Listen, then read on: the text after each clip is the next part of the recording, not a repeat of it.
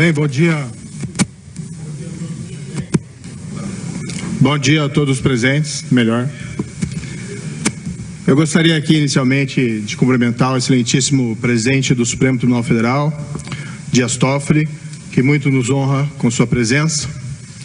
O Supremo Tribunal Federal, uma instituição, como todos sabem, criada pela genialidade de Rui Barbosa, inspirada na Suprema Corte norte-americana, é uma pedra fundamental do Estado de Direito e da democracia, a qual rendo minhas homenagens à pessoa do ministro. O ministro Dias Toffoli é também presidente do Conselho Nacional de Justiça, que tem um papel fundamental na administração da justiça. Recentemente, o ministro declarou que a justiça, em especial o CNJ, deve se envolver mais na incrementação da qualidade das políticas penitenciárias e da segurança pública. Eu quero dizer desde logo, ministro, que o Ministério da Justiça e da Segurança Pública pretende ser um parceiro nessas iniciativas do Conselho Nacional de Justiça. Esperamos aqui manter uma relação de cooperação para a construção de um futuro melhor nessa área.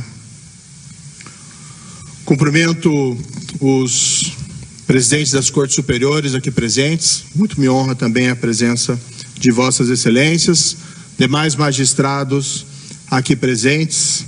Gostaria de cumprimentar especialmente também os colegas ministros que nos acompanharão nesse desafio do novo governo, estendendo também a esse compromisso aos ministros que estão passando o cargo. Gostaria aqui de um cumprimento muito especial aos comandantes das Forças Armadas. Eu compartilho do mesmo sentimento do ministro Raul Jungmann, o meu apreço às Forças Armadas. Acredito que as Forças Armadas brasileiras de excelente qualidade têm ainda prestado um papel de fiador da estabilidade juntamente com o Supremo Tribunal Federal nos últimos anos no país. Tomo a liberdade de cumprimentar todos na pessoa do amigo comandante Vilas Boas aqui presente. Gostaria aqui de uma congratulação igualmente especial à minha equipe, pessoas dignas e competentes que aceitaram o desafio de vir comigo às enormes responsabilidades do Ministério da Justiça e da Segurança Pública. Não se faz um bom trabalho, isso todos sabem, sem uma boa equipe. E posso dizer aos senhores e senhoras que os selecionei em vista do seu histórico profissional de competência, independência e bravura. E dos senhores e senhoras, por isso, espero também somente o melhor e a máxima dedicação. Um cumprimento igualmente especial aos ministros que me antecederam, Raul Jungmann, Torquato Jardim. Vossas Excelências dignificaram os cargos durante sua gestão e é uma honra sucedê-los.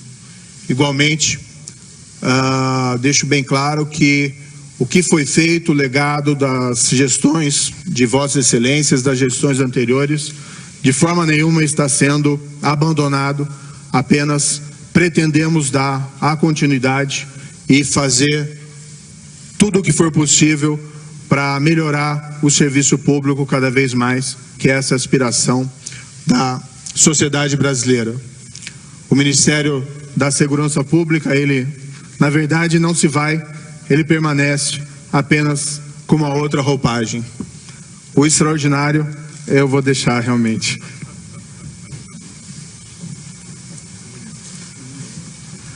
Estendo também esse cumprimento às respectivas equipes dos ministros e aos valorosos servidores da Justiça e da Segurança Pública, com o qual, na continuidade, dividirei sonhos, mas também desafios.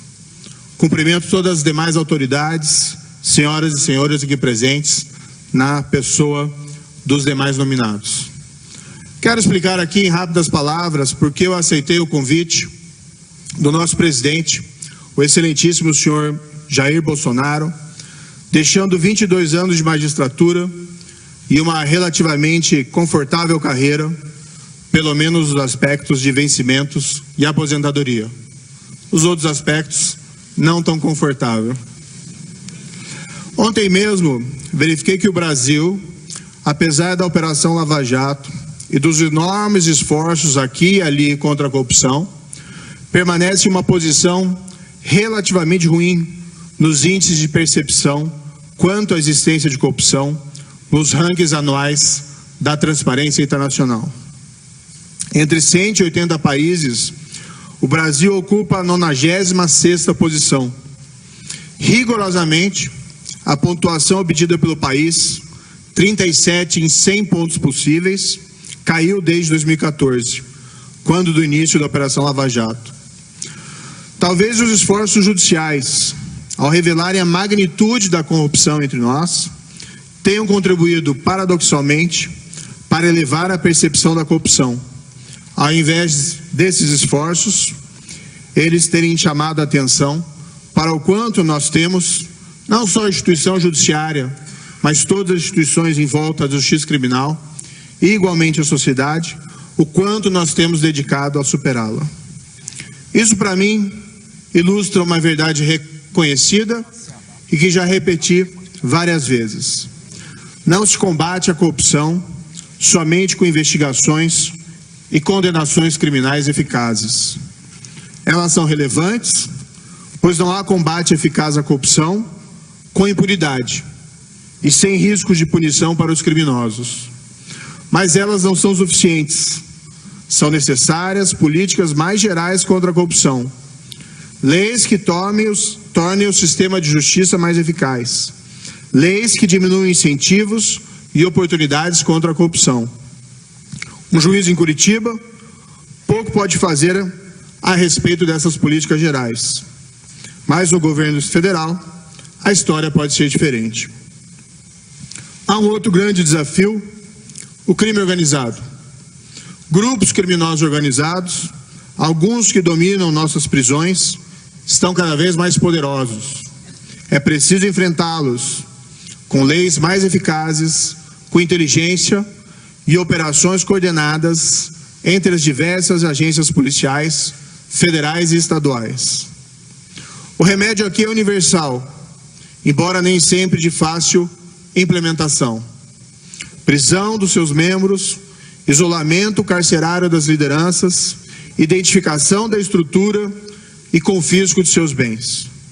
Assim se leva ao enfraquecimento e ao desmantelamento delas. Não é uma tarefa impossível.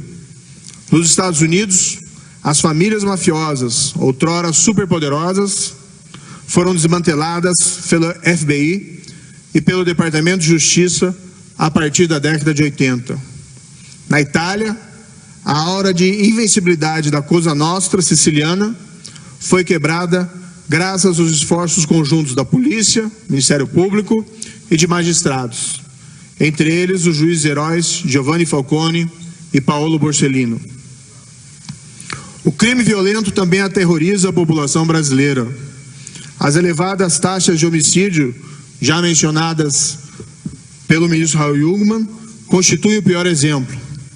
Mas os índices de roubos armados, estupros e de crimes violentos em geral geram uma atmosfera de insegurança que deve ser combatida com estratégia, inteligência e políticas públicas eficazes. Essas elevadas taxas de criminalidade, seja do crime de corrupção, seja do crime organizado, seja do crime violento, prejudicam o ambiente de negócios e o desenvolvimento.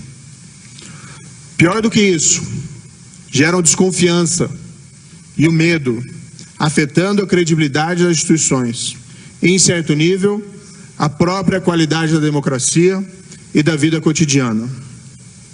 Não há uma resposta ou uma tarefa fácil aqui, mas o compromisso do Ministério é, com todos os esforços e dedicação possível do ministro, dos secretários, dos dirigentes, dos servidores dos ministérios e de todos órgãos e departamentos vinculados a eles, iniciar um ciclo virtuoso de diminuição de todos esses crimes, prosseguindo no legado das gestões anteriores. Tudo isso dentro de um ambiente de respeito às instituições e ao Estado de Direito. Tudo isso com uma esperada parceria com os estados e municípios, em especial com suas forças policiais, Polícia Militar e Polícia Civil. Os planos ainda estão em elaboração e não caberia aqui detalhá-los. Mas, alguns exemplos. Pretendo que a Secretaria Nacional de Segurança Pública, utilizando sabiamente o Sistema Único de Segurança Pública e o Fundo Nacional de Segurança Pública, um legado da gestão do ministro Raul Jungmann, atue não só com investimentos para auxiliar as polícias estaduais e distrital, mas também para padronizar procedimentos, gestão e estrutura, respeitadas, obviamente, as autonomias locais. Deve ter um papel equivalente ao da intervenção federal no Rio de Janeiro, e que reestruturou a segurança pública naquele estado. Aqui, evidentemente, substituindo intervenção por cooperação. Pretendo que o Departamento Penitenciário Nacional incremente a qualidade das penitenciárias federais para o absoluto controle das comunicações das lideranças de organizações criminosas com o mundo exterior. Pretendo ainda que ele destrave os investimentos nas estruturas prisionais dos estados e do Distrito Federal, que está elaborando e deixando à disposição deles projetos e modelos de penitenciárias, evitando que os recursos disponibilizados pelo Fundo Nacional Penitenciário fiquem imobilizados por falta de projetos e execução, como infelizmente ocorre. Precisamos, com investimentos e inteligência, recuperar o controle do Estado sobre as prisões brasileiras. Pretendo que o Banco Nacional de Perfis Genéticos, um instrumento de vanguarda para a elucidação de crimes, especialmente crimes violentos, e igualmente um inibidor da reincidência criminosa, deixe de ser apenas uma miragem legal. Ao cabo de 4 anos, nosso compromisso é de que sejam inseridos no banco o perfil genético de todos os condenados por crimes dolosos no Brasil. Ou, se não conseguirmos a alteração pretendida na lei para tanto, de todos os condenados por crimes dolosos praticados com grave violência à pessoa. Respeitosamente, quero contar para esse projeto com o apoio do Conselho Nacional de Justiça, uma vez que já há um projeto de parceria entre o CNJ e o Ministério da Justiça em andamento para a colheita de dados biométricos dos presos. Pretendo também que o Departamento de Recuperação de Ativos e Cooperação Jurídica Internacional, o DRCI, aprofunde a cooperação jurídica internacional para que o refúgio do criminoso no exterior seja uma alternativa cada vez mais arriscada. Não deve haver portos seguros para criminosos e para o produto de seus crimes. Quando países não cooperam, quem ganha é somente o criminoso. O Brasil não será um porto seguro para criminosos e jamais, novamente, negará cooperação a quem solicitar por motivos exclusivamente político-partidários.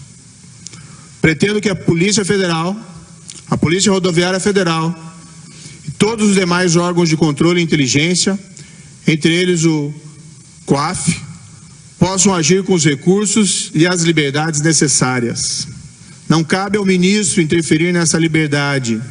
Ao contrário, deve provê-los com os meios necessários para o desenvolvimento de suas tarefas.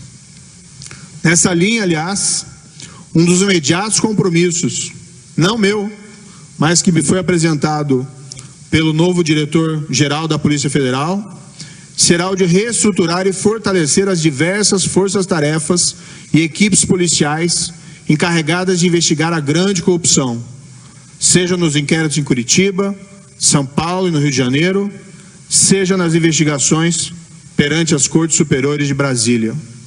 Tenho o direito de que os recursos dos cofres públicos sejam destinados ao bem-estar geral e não ao enriquecimento ilícito dos poderosos. É preciso estabelecer e manter a confiança. Essa é a palavra-chave da boa administração pública. Confiança. O cidadão tem o direito de viver um ambiente no qual tenha presente que o Ministério da Justiça e da Segurança Pública e o próprio governo podem não acertar sempre, mas sempre farão o melhor com a pretensão de fazer a coisa certa e de manter a confiança do cidadão. Um governo no qual ele possa confiar, que buscará fazer a coisa certa diante dos vários problemas que se apresentarão. Fazer a coisa certa, pelos motivos certos e do jeito certo, será o nosso lema e estará sempre presente em nossas mentes. Finalizando, os desafios são grandes, mas eu e minha equipe, e talvez possa dizer aqui que todos nós brasileiros temos uma esperança infinita de que eles podem ser resolvidos com vontade, dedicação e respeito a todos. Muito obrigado por sua atenção. Mãos à obra.